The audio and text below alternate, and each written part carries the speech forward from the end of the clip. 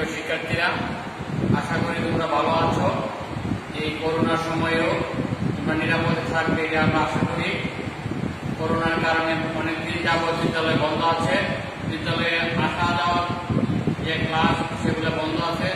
তোমাদের পড়াশোনা যাতে বন্ধ না থাকে সেই জন্য আমরা অনলাইন ভিত্তিক ক্লাস নিয়ে হাজির হয়েছি। আমি সঞ্জয় ঘোষ, সহকারী শিক্ষক বলাপুর কেন্দ্রীয় উচ্চ বিদ্যালয়, আর ষষ্ঠ শ্রেণী গণিত অধ্যায় 1.4 পদ্মাংশ নিয়ে আলোচনা করব। আমরা এখানে একটা বস্তু দেখতে পাচ্ছি, এটা সম্পূর্ণ বস্তু, যেটা যদি আমি ভাগ করলাম, 4টা ভাগ করলাম। কয়টা ভাগ করলাম? 4 ভাগ। 4 ভাগের মধ্যে একটা অংশ নিলে 4 ভাগের 1, আর 2টা অংশ নিলাম, তাহলে 4 ভাগের 2 বা 2 ভাগের 1 মানে অর্ধেক। 3টা অংশ নিলে 4 ভাগের 3, আর পুরোটা নিলে 4 ভাগের 4 বা 1 অংশ মানে সম্পূর্ণ অংশ। এই যে 4 ভাগের 1, 4 ভাগের 2 বা 2 ভাগের 1, 4 ভাগের 3 এগুলো হলো এক একটা ভগ্নাংশ। পূর্ণ সংখ্যার ভাগ করা অংশ, তার মানে হলো ভগ্নাংশ।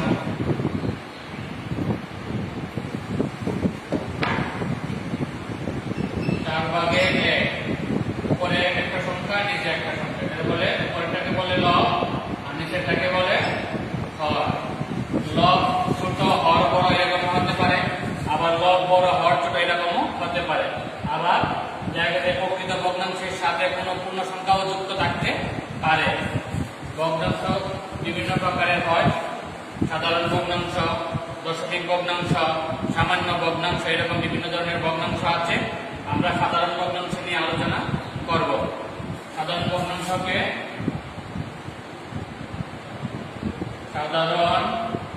ভগ্নাংশকে 3 ভাগে ভাগ করা যায়। যেমন প্রকৃত ভগ্নাংশ,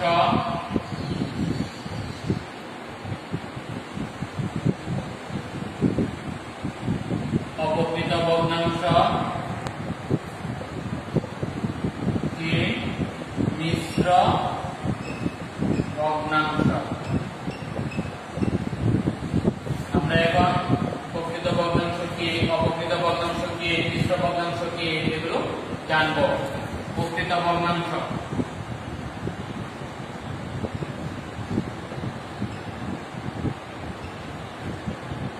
যে ভগ্নাংশের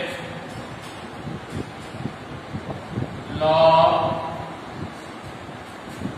হর থেকে ছোট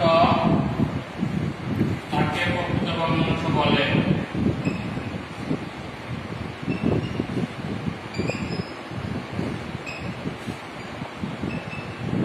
যেমন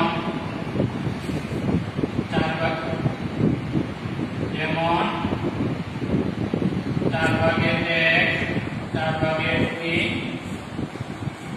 এই ক্ষেত্রে লব ছোট হর বড়, লব ছোট হর বড়, এগুলো হলো প্রকৃত ভগ্নাংশ। এখন হলো অপ্রকৃত ভগ্নাংশ।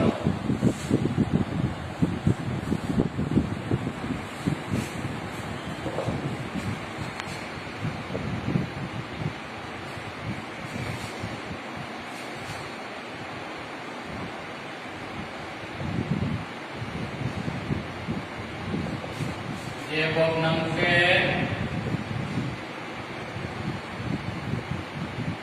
লব হর থেকে বড়,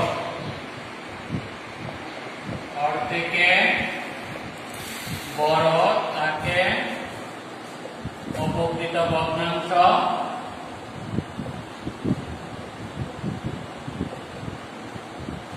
বলে। যেমন 3 ভাগের 5, 4 ভাগের 7, 5 ভাগের 8, এরকম ভগ্নাংশগুলো হলো অপ্রকৃত ভগ্নাংশ।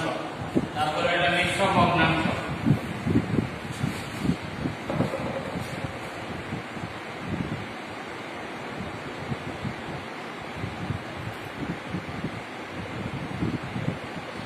যে ভগ্নাংশে প্রকৃত ভগ্নাংশের সাথে প্রকৃত ভগ্নাংশের সাথে পূর্ণ সংখ্যা যুক্ত থাকে তাকে মিশ্র ভগ্নাংশ বলে। যেমন 1/7/2, 1/5/3, 2/8/1 ইত্যাদি। এগুলো হলো মিশ্র ভগ্নাংশ। প্রকৃত ভগ্নাংশ, অপ্রকৃত ভগ্নাংশ, মিশ্র ভগ্নাংশ।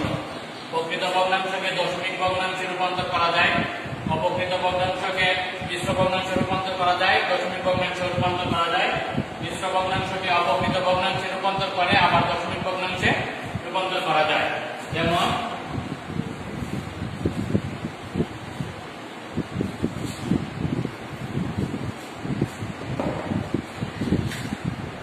4/1 একটা প্রকৃত ভগ্নাংশ। এই ভগ্নাংশটিকে হর দিয়ে লবকে ভাগ করলে 0.25 এটা দশমিক ভগ্নাংশে রূপান্তরিত হলো। এটা ছিল প্রকৃত ভগ্নাংশ, এখন হলো দশমিক ভগ্নাংশ। তারপরে 8/9 এটা একটা অপ্রকৃত ভগ্নাংশ। এটা যদি আমি মিশ্র ভগ্নাংশে রূপান্তর করি 1/8/1 কিভাবে হলো?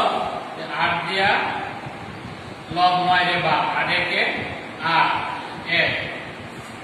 1 ভাগ করলে হবে সমস্ত বা পূর্ণাঙ্গ সংখ্যা, আর হর বাদকটা হবে হর, আর লব হবে এই ভাগশেষটা হবে লব। এই হলো 1/8/1 হলো মিশ্র ভগ্নাংশ। আর 8/9 এটা যদি আমি দশমিক ভগ্নাংশ বানাই তাহলে হবে 1.125।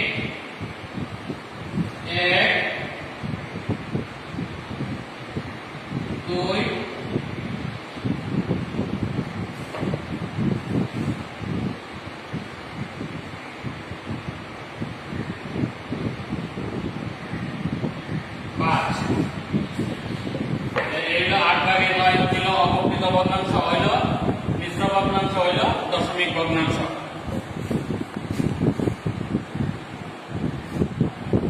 এখন একটা মিশ্র ভগ্নাংশ 1/5/1 এটা যদি আমি অপ্রকৃত ভগ্নাংশ বানাই পূর্ণ সংখ্যা গুণ হর যোগ হইল লব, আর এটা হর। পূর্ণ সংখ্যা 1 গুণ হর হইল 5 গুণ লব হইল যোগ, হর হচ্ছে 5, 5/6। মিশ্র ভগ্নাংশটা অপ্রকৃত ভগ্নাংশে রূপান্তরিত হলো। অপ্রকৃত ভগ্নাংশটারে ভাগ করে 1.2 মিশ্র দশমিক ভগ্নাংশে রূপান্তর করা গেল।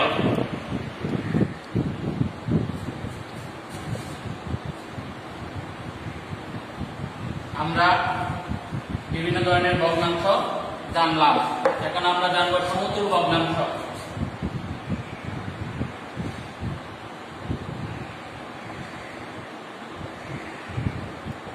যে কোনো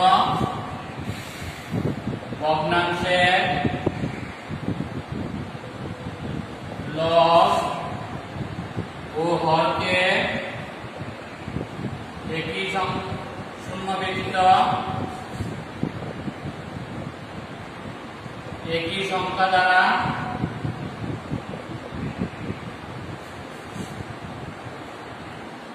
গুণ বা ভাগ করে যে ভগ্নাংশ পাওয়া যায়,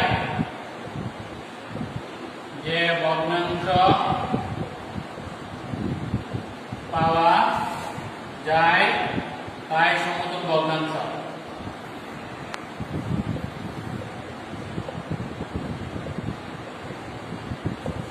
যেমন 5/1 যদি 2 দ্বারা গুণ করি 5 দুগুণে 10, 2 একে 2। তাহলে 5 ভাগের 1 এর সমতুল ভগ্নাংশ 10 ভাগের 2 বা 10 ভাগের 2 এর সমতুল ভগ্নাংশ 5 ভাগের 1। আমরা বিভিন্ন ভগ্নাংশ সম্পর্কে জানলাম, পরবর্তী ক্লাসে আরো জানবো। আজ এই পর্যন্তই। তোমরা বাড়িতে নিরাপদে থাকবে, নিয়মিত গণিত অনুশীলন করবে এই আশা রেখে আজকের ক্লাস এখানেই সমাপ্ত।